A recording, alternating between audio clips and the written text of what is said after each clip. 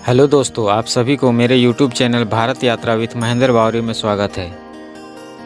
आज मैं आप लोगों के लिए गंगा सागर तीर्थ स्थान के बारे में बताने जा रहा हूँ। साथ ही बताने वाला हूँ कि यहाँ आप कैसे आएँ और कब आएँ।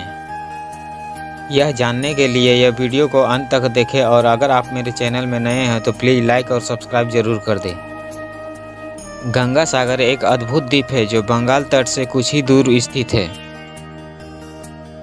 गंगा सागर गंगा नदी और बंगाल की खाड़ी का मिलन बिंदु है। बताया जाता है कि काफ़ी समय पहले गंगा नदी की धारा सागर से मिलती थी, लेकिन अब इस द्वीप के पास गंगा की बहुत छोटी सी धारा सागर से मिलती है। गंगा सागर धार्मिक महत्व का स्थान है। 300 वर्ग मील में फैले इस द्वीप में स्नान करना काफ़ी शुभ माना जाता है। मकर संक्रांति पर पश्चिम बंगाल के दक्षिण 24 परगना जिले में स्थित यह तीर्थ स्थल सैकड़ों तीर्थ यात्राओं के समान है। यहाँ आना हर किसी की किस्मत में नहीं होता है। जो यहाँ तक पहुँच जाता है उसे भाग्यशाली माना जाता है। यहाँ का गंगा सागर मेला पूरे भारत में प्रसिद्ध है।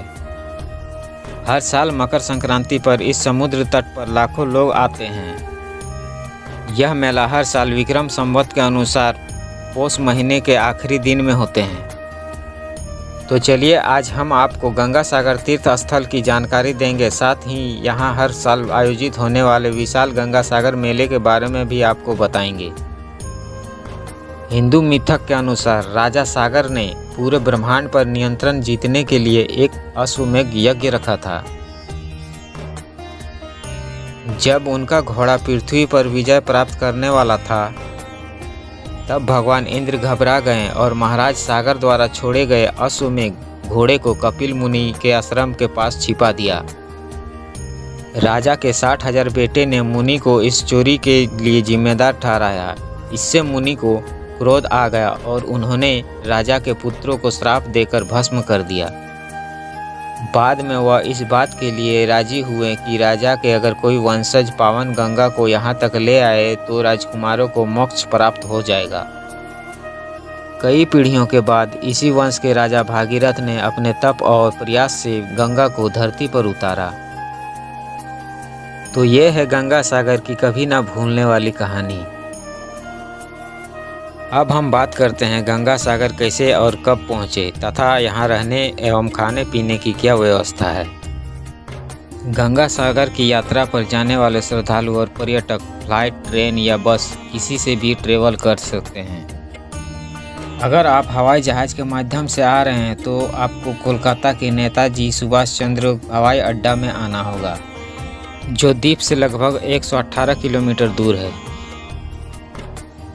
यहाँ से आपको काकद्वीप तक एक टैक्सी या बस लेनी होगी और उसके बाद फेरी द्वारा यात्रा के बाकी हिस्सों को पूरा करना होगा।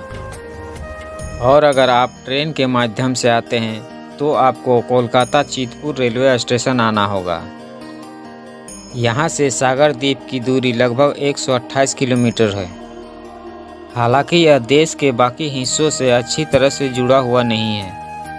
आप हावड़ा जंक्शन या नामकामा स्टेशन पर भी उतर सकते हैं। आप किसी भी स्टेशन को चुनें, सागर द्वीप तक का अभी भी टैक्सी, बस और फेरी का एक संयोजक होगा।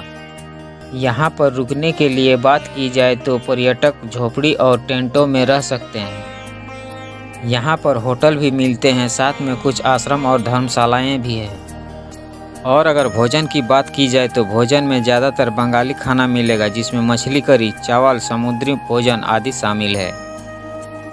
दोस्तों, अगर मेरे दिए हुए जानकारी से ज़रा सी भी सहायता मिली हो तो प्लीज़ मेरे चैनल को लाइक और सब्सक्राइब ज़रूर कर दें। धन्यवाद।